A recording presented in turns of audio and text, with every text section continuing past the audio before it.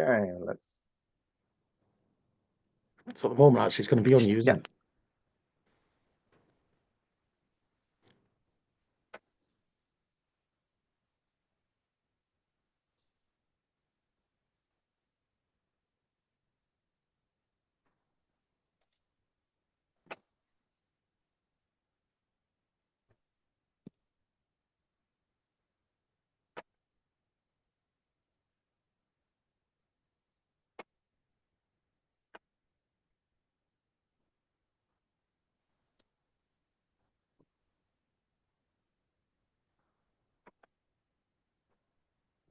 Good evening, all, and welcome to tonight's webinar. Hope you can all hear and see me okay. Maybe some thumbs up in the chat would be great, just so I know that you're all alive. Again, throughout the presentation, if you can keep your microphones on mute, that'd be great. We'll have an opportunity at the end for any questions that you have. Good to welcome you all into it tonight. Tonight's webinar is on the reception revolution, unlocking your team's full potential.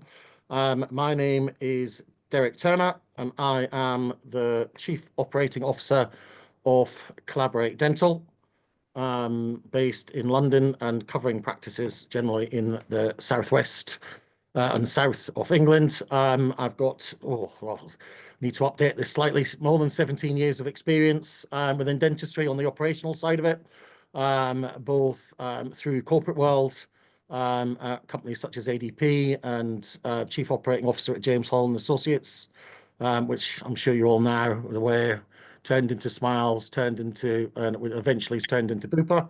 Also been managing director at SmilePort, a small corporate in the City of London, and I've also owned my own private dental practices in the southwest of England. So I'd like to think come at it from most angles, both as an employee, senior manager, company director, and also owner, and obviously bill payer.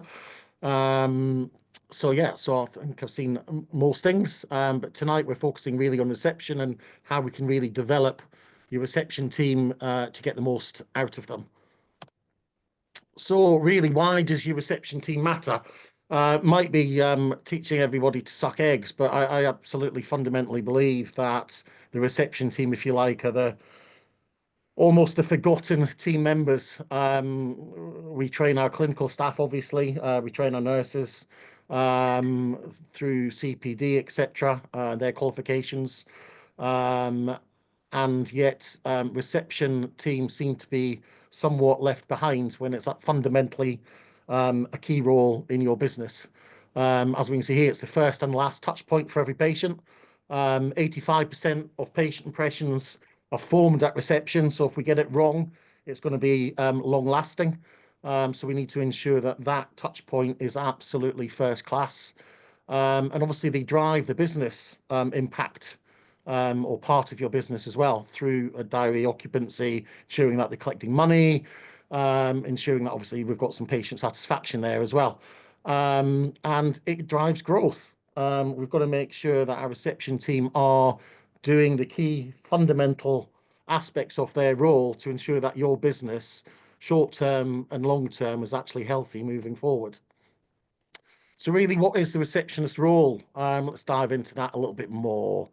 So obviously, when we break it down into simple terms, the first point of contact for new and existing patients, what is that first impression? What is that ongoing impression for regular patients? What's the relationship like? Do they know them by name? Are they on first name acquaintances, or is it more formal? Are we relaxed and building a positive environment there for our patients to come through? So are they the brand ambassador? Do they know what your brand is about? Do they live or breathe it in the way that they represent themselves and your business for every interaction that they have with the patients, and also with the likes of suppliers, etc. They're really key in that relationship, as I've already mentioned, with the patients, but also in that patient retention position, really, and treatment conversions. Do they have that relationship that actually they can talk to the patient on a one-on-one basis, make sure that the patient feels part of that family, that business of yours, and willing to commit to not just short-term treatments, but potentially long-term treatments, and be a member, a valued member of your business. And really, I guess the next thing they've got to do is actually look at the tone of that next visit. Are we booking them in for that next visit? Are we ensuring that the patient knows that they've got a home of dentistry in your practice, that they're going to return to you and not shop around for the next cosmetic treatment, but they know that they're going to return to you, whether it be for routine visits on dental checkups or whether it be routine hygiene, etc. But they call your dental practice their dental practice and would recommend you, or recommend them, sorry, to a friend. So really, as we break that down in a little sort of winding, meandering sort of journey here about what they're actually their action list is. Now we've broken it down in relatively simplistic terms, and we've kept it to 10 responsibilities at the moment. But really, it's about delivering these 10 consistently, off a very high standard. And you may well say, well, actually, you know what, we do X, Y, Z as well, which is fantastic. And it's always good to push the roles on and give them some development. But as we sort of walk through, meander through the sort of roles and responsibilities of the receptionist, we'll just pick out a few here, really, just to sort of say. So again, the welcome, the farewell, is that relationship solid? Is it a relationship that the patient wants to come back to? That goes into your call handling as well. What do we provide prompts, scripts, so that the reception team are aware of how to deal with your clients on an ongoing basis? Do they update the records? Are we 100% in the fact that we've got contact details, email, mobile number? Are we making sure that we're GDPR compliant and that we've ticked to say that they're happy for marketing material potentially? If they are, if not, are we making sure that that's fully visible and that we're not marketing to them in a way that's not correct? Are they taking payments at the right point? Are we taking deposits and asking for them at the right point, at the right level, depending on the treatment potentially? Are we taking the money before they go into surgery, after they come out from surgery, depending on what your policy, your processes are? Are we taking deposits for the next treatment if they're due to come back for multiple appointments, etc., depending on what your policy is? So that drives your cash flow in your business to ensure that actually you've got enough cash in the bank to actually make the right decisions that you need to make. So we need to ensure that obviously we're collecting at that point as best as we can. Otherwise, we move on to the next step, which is obviously about debt collection, and how much time and effort is there in debt collecting. And I know personally we can spend hours a week running through lists of people that owe us money, ranging from short-term debt to mid-term to long-term debt, and the time and effort and concentration it takes in a day-to-day business at reception to try and chase up this debt. It's much more efficient for us if we can get that money when it's due, either as deposits or when treatment's completed per appointment, etc. So we're not having to chase historical debt up as well. We've got to obviously make sure that the attendants, the patients book, and that they actually attend. So we're doing things like our reminder appointments, whether that be initially through emails or SMS, or whether or not we're picking up the phone and actually speaking to people, which I'd certainly advise if you've got some long treatments and high value treatments. Are we making sure that we've had that personal touch, that little call, just to say, hello, Mrs. Smith, Mr. Smith, just to remind you, you're due in tomorrow, everything all right? Anything that we can do for you before you attend? And making sure that those large appointments are actually confirmed, that you know they're coming in, and you're not going to be sitting around there waiting for an hour, hour and a half, 2 hours, wondering what's happened to the patient, and you've lost potentially 2, 3, 4, 5, £600 in revenue on your hourly rate. So on top of that, patients rebooking, we've sort of touched on already, encouraging patients to convert to those treatment plans as well. If you haven't got a TCO or treatment coordinator, then what responsibility does your reception have for actually getting that treatment plan potentially signed off at the front desk, running through it with the patient and getting them to sign it, so you've got that evidence of that accepted treatment plan? Is that their responsibility, and are they trained on actually doing that, and the language to use and the questions to ask to ensure that you get a good conversion rate?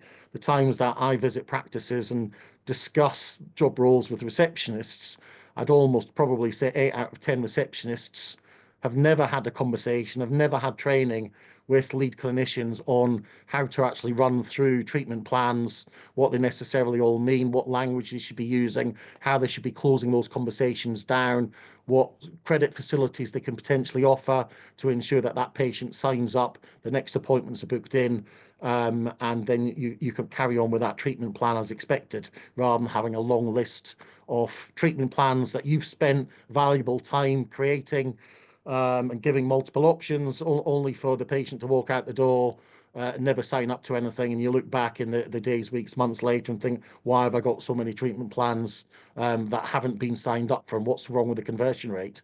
May well be down to the fact that your receptionist isn't fantastic at closing those deals, but is that down to training, personality, language? That all needs to be assessed. Obviously, key moving on, another key aspect is the phone and email inquiries. Again, tone and content of those conversations. Are they aware of how they should actually deal with people on the phone specifically?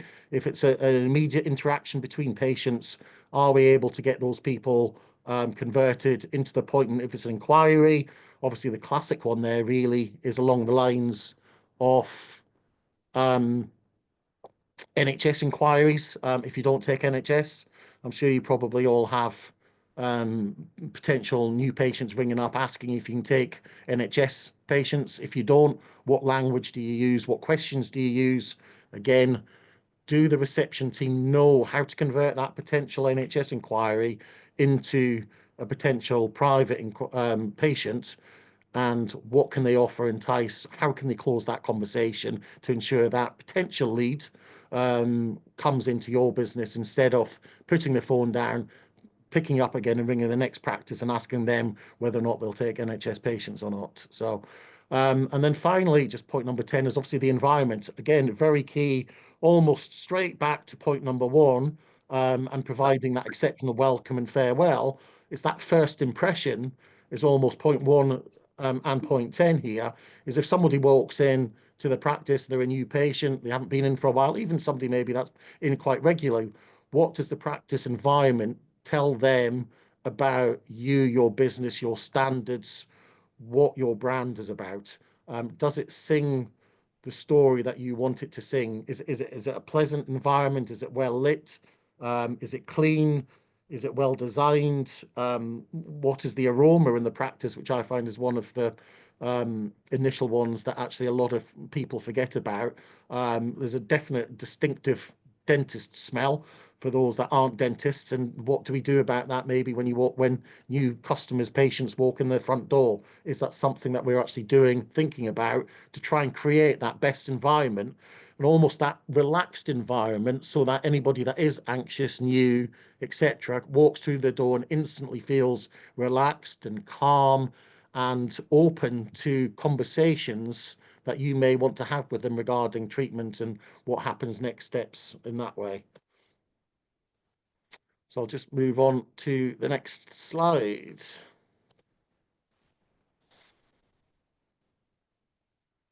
Oh, I've just locked, beg your pardon. There we go. Right. So one option for you, and really to sort of almost divide and conquer, and it's something that's actually becoming more common, more prevalent, is actually the separation of duties between sort of front of house, reception, patient welcoming duties, if you like, and those dedicated to really answering the phone. So, as I said, there are a multitude of solutions out there currently. There are practices that do this in-house, where they have meter and greeter at reception, that builds that relationship, takes the payments, books the future appointments when they come out of surgery, etc., and builds that relationship, patient relationship, so that actually they've got that human interaction and that common face when they turn up. But then on the other hand, you've also got the opportunity to split that down and actually remove, if you like, the noise and distraction of the telephone, and focus on that customer journey. If you do remove that and actually have that either located somewhere else in your practice potentially, or even there's outsourcing opportunities available now, where you can like train some outsourced companies on how you want calls handled, etc. And that goes from simply um, logging the call and an email coming through to you to say that somebody's called, through to sort of 100% full service, if you like, and actually speaking to the patient, booking them in, etc., depending what companies and what you use. So again, on the split down side of it, can we split down the role so that the telephone side of it is for incoming and outgoing calls, looking for reactivations, recalls, debt collection, um, and focusing solely on that telephone to be as efficient as possible. Generally, the data that sort of we have available as an average call is around about 2.5 minutes. Takes normally around about 2 seconds on average to answer a call. How efficient can we get in that? Can we bring that efficiency up, so that the call length is less potentially, or there's less missed calls by focusing in a specific area and just having the telephone answered away from the reception desk and focusing the reception on enhancing that customer journey and that relationship, is worth certainly thinking about nowadays. So a key area is really accuracy. Again, too many times I see patient records and it's missing phone numbers, or email addresses are out of date. There's nothing there regarding GDPR and marketing services, whether or not they're opting in or opting out. So what we need to do is ensure that our receptionists are actually understanding, first of all, the important, well, actually, first of all, understanding what the requirements are of you as a business owner, from them, when it comes to patient records, but then understanding the reason behind it and how important it is, which really links hand into glove for what their role is. If they haven't got the mobile number, they haven't got the email address, etc., they've got no chance of actually sending out recalls or picking the phone up and doing reminders, chasing up for incomplete treatments, etc., or debt, etc. So it's all hand in glove, really, but we should be making sure that they're aware of what's accepted of them. Almost to a point, I saw some great examples in the last few weeks about some practices adopting some of the AI SOP services that are out there and advertised on the web at the moment, for documenting SOPs at the practice, and they've really adopted it well. And the fact that now they've created a list of everything that they want their receptionists to know, to understand. They've gone and created SOPs, which beg your pardon, I'm using acronyms, but um, standard operating procedures. So basically, an ops list of what they need to do from start to finish to actually complete that task the way that you want it to be completed. Now, the old-fashioned way would probably be to write that down on a Word document and maybe do a screenshot or two and throw that in there. It's all very time consuming, and we all start with great intentions for that to happen, but we probably sort of disappear off halfway down building that entire file and training package, if you like, for our teams, and we get distracted. But there are some fantastic tools out there at the moment. I can sort of name like the likes of Scribe AI at the moment out there, which is great, which does half the job for you.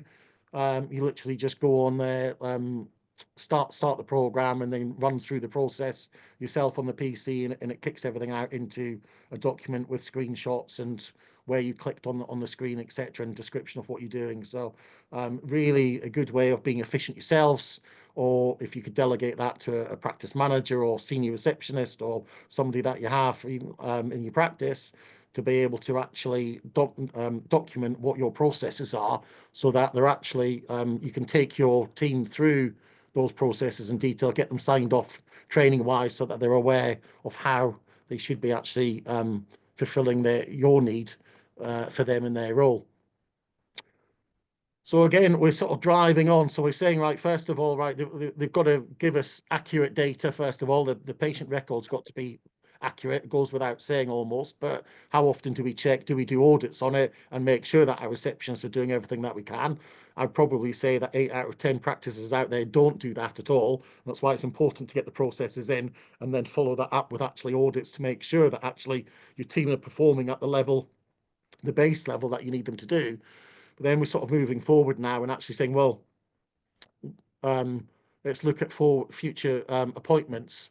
Now, this is a key one for me in the duties, if you like, the tool belt of the reception team is to pretty much make sure that patients don't leave the business, don't leave the property without their next appointment, whether or not they've been in for a routine exam or hygiene, or whether or not they're partway through a course of treatment.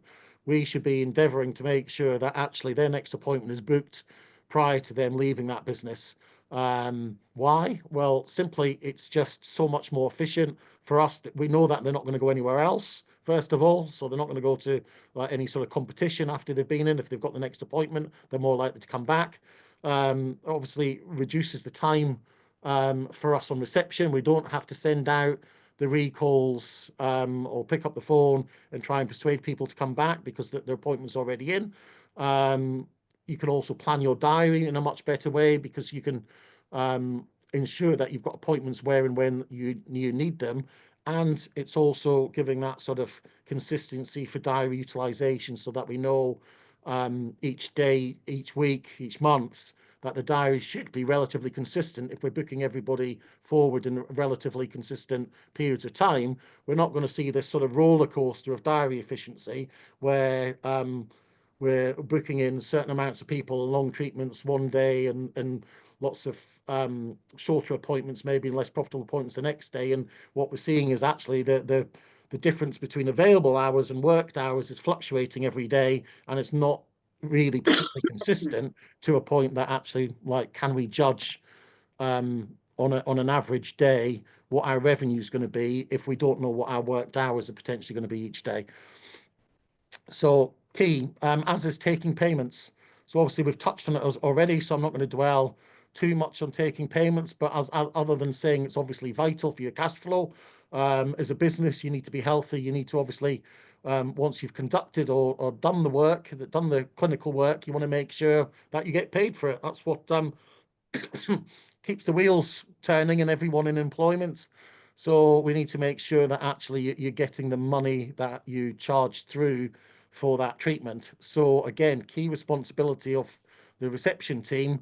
Are people leaving without paying? If so, why? And first of all, or secondly, I should say, are you aware that that's the case? What do you do as a business owner to double check that actually payments are being taken at the right level of treatment charged each day, rather than just maybe, as a lot of owners probably do, which is just have a look at what the actual takings are for the day rather than what the actual takings should be based on treatment completed. Is there any variance there between monies received and actually treatments charged through? And if so, obviously that's moving into debt, whether it's short-term debt or then gradually moving through the periods into sort of mid-term and long-term debt. We're then having to spend more time potentially chasing that money and those payments due than actually what we could do is been investing in either customer service, building relationships at front of house, or actually trying to entice new patients through the door, treatment conversions, etc., depending on what we're focusing on at the time. So absolutely key that we get money as soon as we can for all reasons already sort of explained, really. Linked to that is their job really is if you haven't got a treatment coordinator, what role do your reception team have in trying to reactivate incomplete treatments? How do they engage the patients? Now we suggest, obviously, if you've got somebody that hasn't booked the next appointment, that we're trying to engage them within 24 hours ideally. If it has to be a little bit longer, but really, whilst that, for want of a better term, that patient, that lead is hot, and he's been thinking or she's been thinking about that treatment, the conversation that they've just had with you regarding the treatment plan is fresh in their mind. we should be contacting them to say, right, come on, let's get you booked in, so that we can actually move you through that treatment. And they should be aware, obviously, of what all those benefits are as well for that treatment. So are they aware of all the dental terms, the pros and the cons, so that they can have an in-depth, valuable conversation with the patient, and actually the patient understand and feel that the person talking to them is knowledgeable, and talking to them in their best interests to get that appointment booked. And then lastly, as well as finance, are they aware of all your finance options you've got, whether or not you've got plan opportunities? Is it a capitation plan? Is it a maintenance plan opportunities you've got? Have you got interest-free credit? Have you got loan facilities bearing credit? Do you do something in-house regarding some monthly direct debits that you do? Are your reception team fully aware? Is it documented? Ideally, have you got sort of SOPs on what they should be doing to actually ensure that they can talk with accuracy and knowledge about what options the patient can actually have? We've touched on chasing debt, so I'm not going to sort of hang around too much on this slide. We've sort of said about the importance of actually getting cash on the day, the time it takes to actually re-engage people and chase debt. So I'm not going to sort of hang around on that. Next option, really, and a key one, and one I'm constantly surprised by, actually, is Google reviews. Now, some practices are amazing at receiving Google reviews, both quantity-wise, but obviously results-wise as well. Now, in an ever-increasing digital world now, the feedback is simply that more and more new patients obviously are going online first. And one of the key aspects that they review prior to picking up the phone or sending an email to a practice to book their first appointment is reading what other prospective patients or historical patients have had to say about it. So firstly, I'd say your website needs to have up-to-date Google reviews on it, and by up-to-date, I mean refreshed, like sort of at least monthly, really. Anything that is starting to look a bit out of date. Ideally, a decent quantity of them. And when you go on to, well, I was going to say there, when you go onto your Google business page, but first of all, I'm sort of presuming that everybody has a Google business page for their business. But if not, you certainly should have a Google business page for your business. And obviously, what you're looking for is a good quantity of Google reviews to be coming through. I like to say 10% of your patients each week, each month, etc., is a good level to expect your team to actually convert. If you've got 100 patients, then 10 Google reviews a week would be a great place to start until people get into a habit of it. And obviously, you want to make sure that you get some really positive feedback there. That every time that you do have positive feedback, you should be making a conscious effort, or your reception team, depending on who you put responsible for it, should be making a conscious effort to respond to that Google review and ensuring, and this is the important part really, that they're using keywords. It's a good start to respond to your Google review to say thank you very much for the review. We're very happy that you say a lot of lovely things about us, but that doesn't particularly help your Google rankings and your SEO. So little sort of top tip really for the night is if you respond when you're responding to your Google reviews, you really need to ensure that you're naming the practice, you're naming the clinician involved. Ideally, you're naming the treatment involved, as well as sort of saying, thank you very much. Everything was we appreciate your comment. That way, you're utilizing at least 3 keywords: the practice name, the dentist name, and the treatment involved, which will all go some way to actually push your local SEO up on Google. So that's something for you. Easy trick for getting more reviews. QR codes on reception desk. I prefer personally the journey of having QR codes in the surgeries. I think really almost if you take a sort of multi-touch point approach, you've got less chance of the patient slipping through the net, if you like. So I like practices where the clinician or the nurse is asking the patient, in the dentist chair or in the surgery, whether or not they could quickly do a Google review whilst they're sitting there, maybe whilst the dentist is or the nurse is writing up the notes. If not being successful there, when the patient comes out into the reception desk, I'd love the receptionist to be saying something along the lines of, "Oh, your dentist is still writing up your notes, or writing up your treatment plan. It's going to take a couple of minutes. Whilst we're waiting, would you mind A, writing a Google review, and B, let's book your next appointment as well." So that you've got them there captive at the reception desk. They're not going anywhere because they haven't paid yet. That's the third important thing. But that's the last thing that comes basically whilst they're there waiting to get out the door, as they generally are. It's your dentist is just finishing up your notes. Can we ask you to, was everything good for you today? Yes, it was. Great. Would you mind leaving a Google review? And just as a sort of average stat out there, everybody, lots of people say, well, they haven't got a Google account, but the numbers are roughly, if you've got a smartphone, 80% of people with a smartphone have got a Google account, whether or not they know it or not.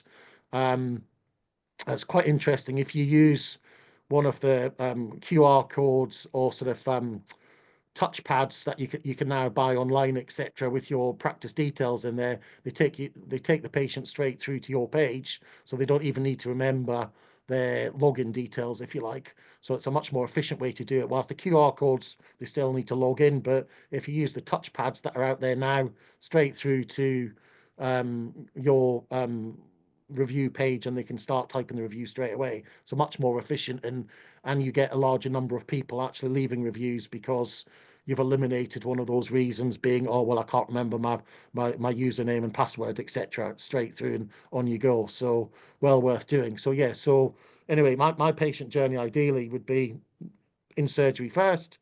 If that's not happening, whilst they come out to reception, I'd be saying, is everything all right for you? Have you had a good journey? Yes, you have. Great. Please leave us a review whilst we're waiting for the dentist to write up the notes or complete the treatment plan. Then it would be, right, let's book your next appointment, and then finally it would be, right, let's make the payment, and then they're out the door at that point, which is great. Really, that should be something that your reception team are coached in and leading down to actually having that process in place, so that if it's a streamlined process, it then becomes almost semi-automatic, and the patients almost can't sort of leave until actually they've gone through that sort of multi-stage process. So just sort of diving back into calls, really, again, key area, the amount of calls I listen to when I'm out at practices, and how many times receptionists ask closed questions, especially to new patients, as I've already sort of mentioned about potential patients ringing up for NHS maybe. We basically, the answer is no, and then it's like, right, thank you, goodbye, rather than what options have we got? We've got an affordable plan, we've got some system in place to help those NHS type patients, if you like, or those seeking NHS work. But how do we coach our receptionists to listen, to express enthusiasm, to express knowledge about what's available, whether that be treatments or whether or not that be financial options? And are they clear, confident? Do they know if we have a policy, a brand ambition to offer a 5 class, and I hear this so many times, that we offer a 5-star customer service, that's what we want. I mean, one of my first questions is always, well, do your reception team understand what 5-star service is? Have they ever experienced that 5-star level of customer service themselves? And if so, can they actually communicate what that means? And that's a really good training exercise, sort of to do with your team, and not just reception staff, but the whole team, really, to say, well, let's actually break down what do we mean by 5-star or service in our practice, and let's break down what we mean by that. Yeah, so it certainly doesn't mean the likes of keeping patients on hold, being vague, not knowing the answers to responses, etc., and forgetting to follow up. So again, building that knowledge, that confidence, and a lot of it I find for the reception team is confidence. They are the forgotten group, if you like. I would say, and they'll stay that way unless you reinvest the training and the time in them to actually develop themselves. And with that then comes confidence, and we'll see that snowball effect actually, as they become more confident, the numbers will go up. And with that, your business thrives. So again, I'd like fully endorse, encourage you to invest in your reception team to actually be the drivers of your business, because they are. We've already touched on first and last point. They're the first people that come in. They're probably the last people that or they are the last people that people speak to. So if we're out there and we're not investing in them and thinking that everything is all right, and we're not monitoring to make sure that everything's all right, it's luck rather than judgment. So we need to actually invest in them, get the best out of them we possibly can. We're on to sort of reception environment slide. I think we sort of really touched on it, but again, is it welcoming? Does it look good? Is it smart? Is there clutter around? Is there sort of curled up notices on the notice board? Is there a TV that's 20 years old? Is the floor all worn down because of the thousands of people that have been standing in front of the reception desk and the varnish has gone off the wooden floor? Does it smell like a dental practice? Does it smell welcoming? Is the light quite um, I don't know, domineering and bright, or is it quite dusky and calm? Is there any music on? What literature have we got for people to read, etc.? Now, there's arguments about whether or not you should have literature, and some people say don't have magazines because people read the magazines and there's adverts in there about expensive cars and holidays and kitchens and whatever else, and then you're going to hit them with a treatment plan of several £1,000s, and they're already thinking about going on holiday. So you can take that either way if you like, but the point being that the environment needs to be one that is welcoming to your patients, and one that they feel at ease in, and willing to converse in a nice way with your reception team and also with you in surgery, so that it's leading on to a successful relationship being built. So moving on to sort of really motivating your team, and I think I put the question out: what do you do to actually motivate your reception team? I'm sure most practices have like team days, or every so often, whether it's sort of Christmas or regularly throughout the year. But do you do anything specific for your team, for your reception team at all? Do you set them, or do you have regular check-ins with them? Do you set them goals? Do you give them ownership after training and responsibilities to actually deliver what you expect of them? I'm a firm believer that people are happier in a role with clear leadership and clear role definitions in place, so that they can actually see themselves whether or not they're doing a good or potentially a bad job. Most people come to work to want to do a good job. So I'm going to sort of exclude those that want to come to work and aren't bothered whether or not they do a bad job at the moment in time. Hopefully, we've not got too many of those out there as we speak. But for those that want to do a good job, are we giving them all the tools possibly to assist with that? Are we understanding what the role and responsibilities are? Are we clearly communicating that? Are we measuring it in a way that actually they can actually quantify whether or not they actually are doing a good or bad job? Are we doing personal appraisals with them? Have we got personal development plans with them, so that they've got growth in their role and they can see themselves being with you for a long time as their role expands, potentially, and responsibilities expands? There's always a place, saying that, for those that are steady state individuals. Lots of teams out there have got sort of reception staff that have been there for 5, 10, 20 years. We have a number of them ourselves within our membership, and that's fantastic. But they still need to know what their roles, responsibilities are, whether or not they're doing a good job. Their personal development plan might be somewhat cut back in the fact that they're happy and content with where they are. They just need regular updates on anything that changes that might affect their job role, whether it be some CQC compliance, changes to data regulations, etc. They'll need updating on that, some other CPD, etc. But they might not want any sort of enhanced job role development, if you like, to move on career-wise and potentially, I don't know, go on to head receptionist or administrator, practice manager, etc. So really brings, so we talked about monitoring and really what we mean by that.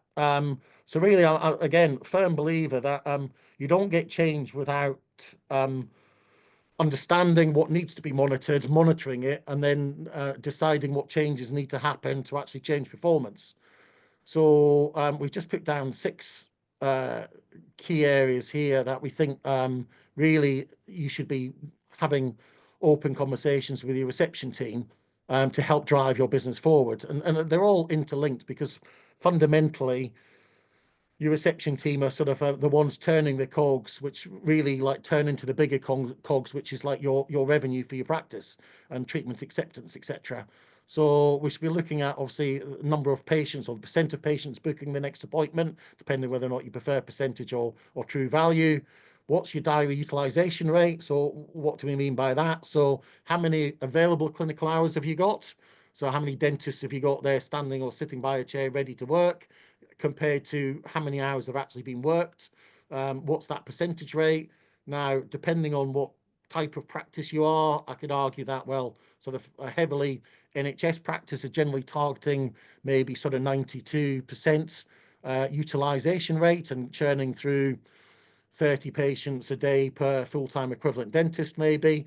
But you might be on maybe another end of the scale where a specialist might, where actually you might only see sort of like 5 or 6 patients a day, um, um, but your utilization could have severe adverse effects, if you like, because one appointment might be an hour long. So if you're there for 6 hours or 5 hours and you've missed an hour, all of a sudden your utilization is down at 80%. I was using simple maths there for me. Apologies. But yeah, so you need to be monitoring your utilization rate.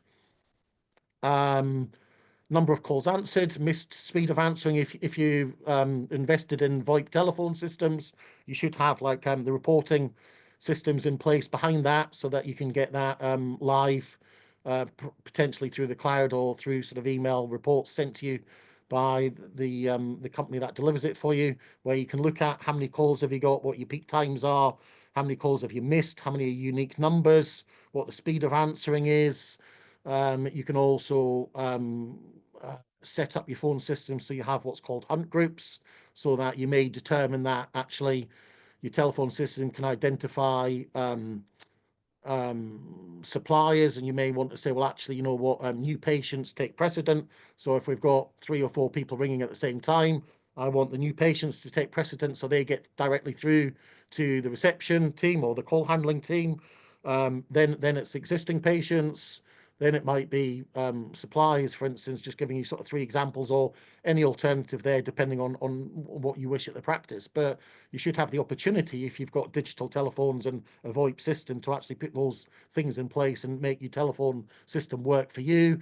Also, are you recording some of those calls? Are you doing training exercises with your reception staff to actually pick up some good calls and highlight some great work by your reception team, but also maybe highlight those that actually need a little bit of work and we could have done something slightly differently? So a great tool, I think, is particularly underutilized at reception at the moment, is actually the data you can get from your telephones. Um, we've touched on outstanding debt as well. Are you measuring that? So again, how much treatment have you charged through on the day compared to how much cash has been received, both on the day but also longer term? Is that short-term debt moving into mid-term debt because it's not being collected for whatever reason? And again, is that a training issue? And is it moving into long-term debt, which gets less and less likely that you're ever going to collect it? So again, what do you do in that process? And also, have you got systems in place, standard operating procedures that says when it's 60 days, 90 days old, we've tried to contact them 3 times, does it go to a debt collector? Yes, no. If yes, what's the process with them, etc., and who's taking ownership? Is that a receptionist or your practice manager or yourself?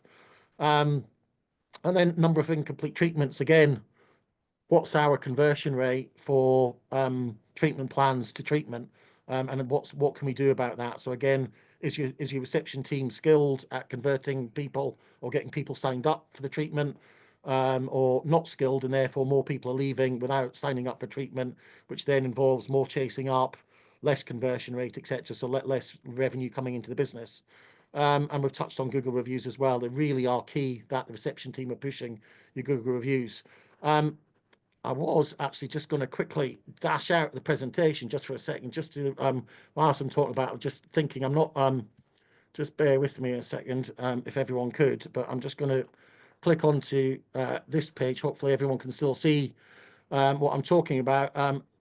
60 seconds basically for those that know us and Collaborate Dental. We help practices with their performance, etc., whether it's a practice transformation, Derek, helping them grow. we can't see, it's just a blank. It's gone black, is it? Yeah, the whole page. Okay, I won't do that then. Why is it paused? Okay, beg your pardon. I'll come back into the presentation. You see the presentation okay now? Yeah, sorry, beg your pardon for that, everyone.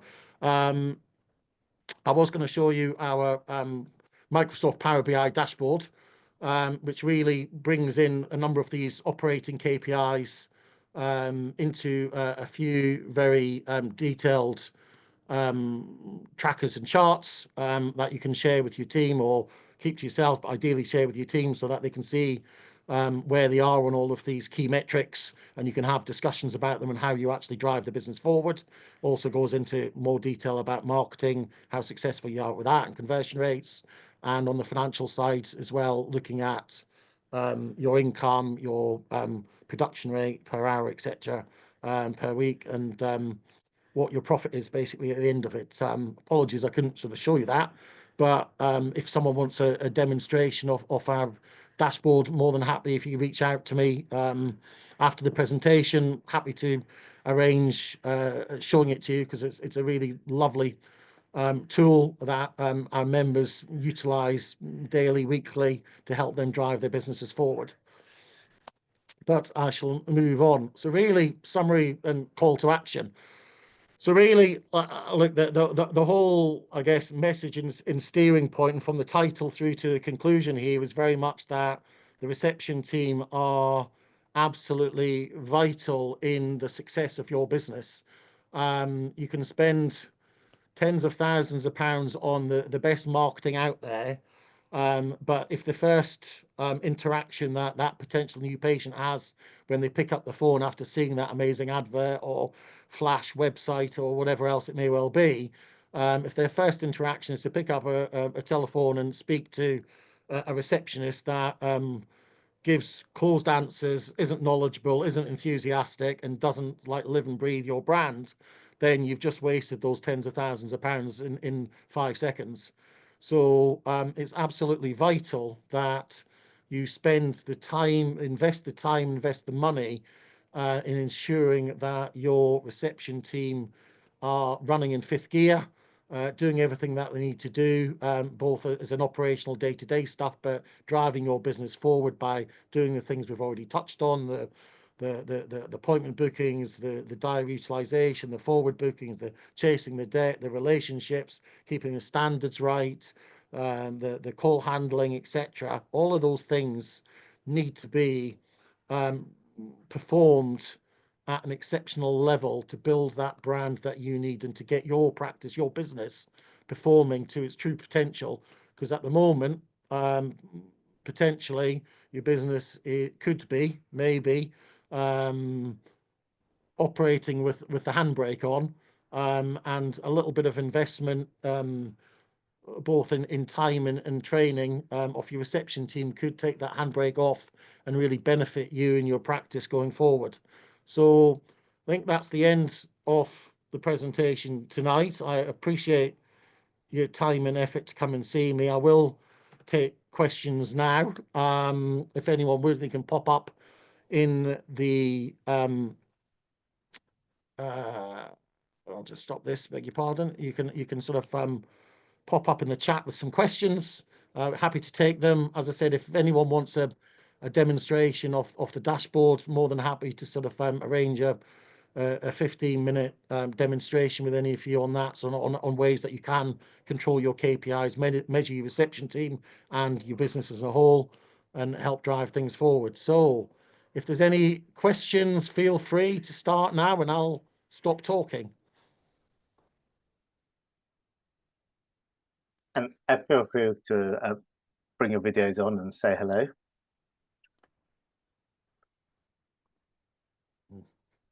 Derek, I was going to ask, what do you think?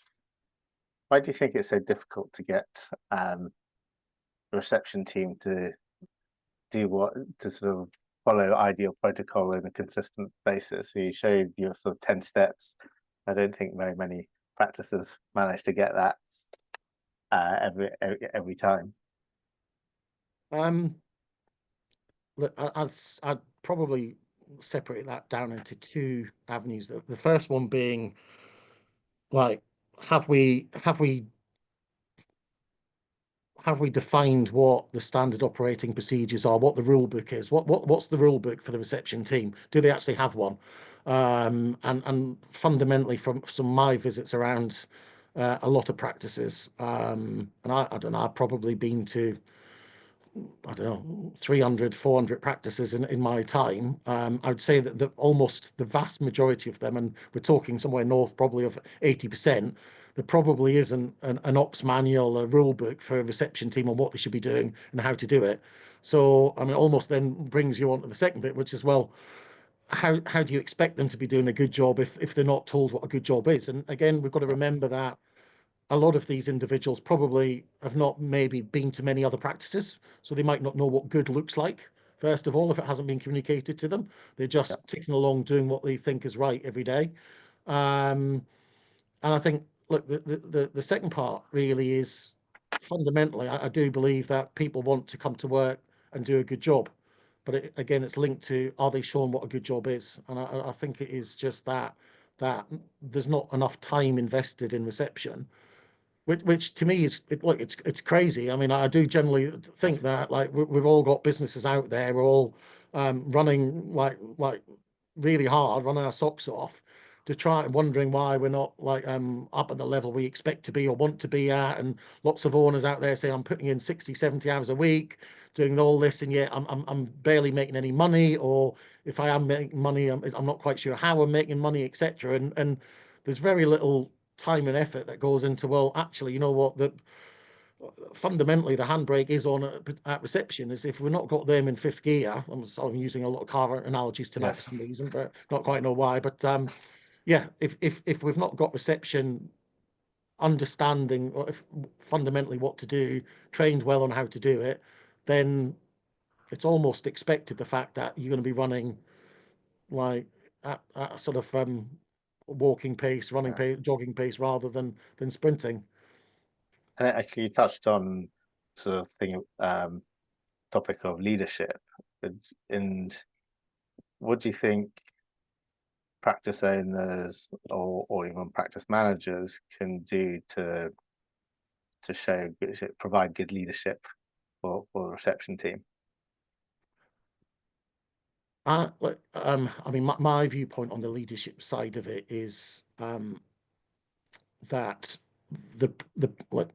the owner, the practice manager should basically live and breathe the role themselves.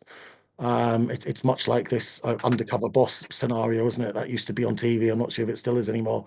But I mean, not that I'm asking them to be undercover, but it's fundamentally, it's about understanding what each role in your business does and should do. And I think we get to a stage, especially as time goes by, and sometimes it's quite embarrassing to sort of take that step back and actually say, do I know what I want my reception team to do?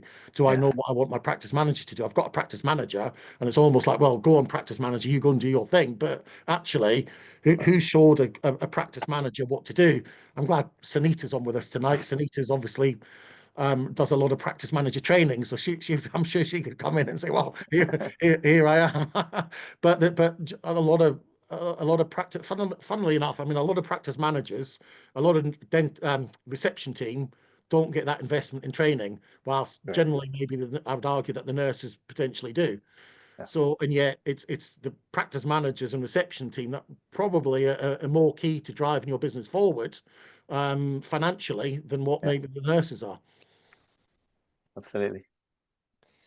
I would definitely agree with that one, actually. I think, like you said, I think there's not enough training and not enough investment that goes into reception staff at all. And I think what happens a lot, which is the sort of feedback that I get from practice managers and receptionists who are kind of sitting in as practice managers, or who are acting as practice managers, is that a lot of the time, firstly, they don't get to see very much of an inside of a surgery room, so they don't actually know what goes on in a surgery. So it's very difficult for a receptionist to be able to advise a patient on how a treatment is going to go, or how long it might take, or what it might even feel like, because they don't even know what the treatment entails. So most of the time, they've barely ever been into a surgery room unless they've had treatment themselves. But otherwise, just actually going in and having a look and seeing what happens maybe during an implant treatment, or during a filling, or anything like that, so that they actually know what they're talking about when a patient is asking them over the phone about certain things. And I also think that I'm a great believer of the daily huddle, and I think that that's quite an essential thing, that a lot of the time is just between a dentist and the nurse, but actually the receptionist should also be involved, because they are then told, there's a complex treatment this morning.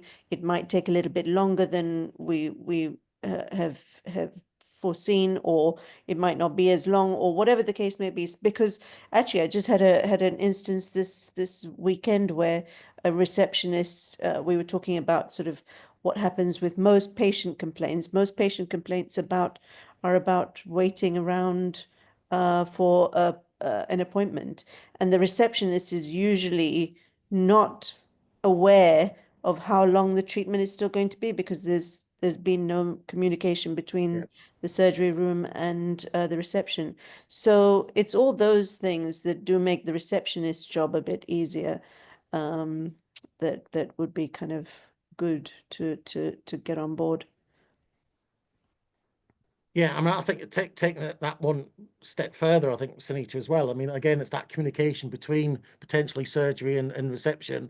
When I mean, again, there's plenty of cases that pop in my mind where, I don't know, like potentially dentist hasn't finished the treatment plan, hasn't pushed through what the cost is, hasn't pushed through what the next appointment's due to be, and then all of a sudden the patient standing in front of the reception teams, they almost like, well, what happens next? And the reception team are like, I don't know. But all of that, all of those sort of systems and processes, when I sort of talked about sort of SOPs, need to be sort of understood and sort of mapped out, if you like, so that the reception team can do their job. They can't do it. None of the team in the dental practice can do it alone. Everyone has to work together, obviously, to be as successful as possible. But it's key that, obviously, yeah, the communication between surgery reception is great, and that's part of the building relationships. If a treatment's gone on too far, they've had to fit in an emergency and everyone's running a little bit late, obviously the reception team are the one that's left to communicate that to the patient that's just walked through the door potentially, and make sure that they're happy and understanding of what's happened. And look, if you're an emergency and you needed to be fitted in, you'd expect us to fit you in, and build that relationship so that they feel content and they understand what's going on. Because most people, I think if you explain what goes on in the best way, then most people are accepting of that. Yeah. Anybody else want to dive in and ask any questions, either like by taking your video off or in the chat? Was everyone getting to 8:30 thinking, right, that's it? Anyone else? Last call. No. Right, well, we'll wrap up for the night. Again, thank you very much for attending. Hopefully you found it useful. We'll be putting the webinar on our website and emailing you a link to that, so that you can dive back into it if you want to pick up any bits that I've talked through tonight. And as I said, if you want to reach out and have a demonstration of the dashboard or anything else that we do at Collaborate regarding supporting practices and helping them grow and develop, or exit planning, or just supporting practice managers, etc., reception team, then reach out, and I'm happy to have a talk with you. Thank you very much, everyone. Nice seeing you, and good night. Thank you. Thank you. Thanks, Derek. Very- Thanks, thank everybody. you.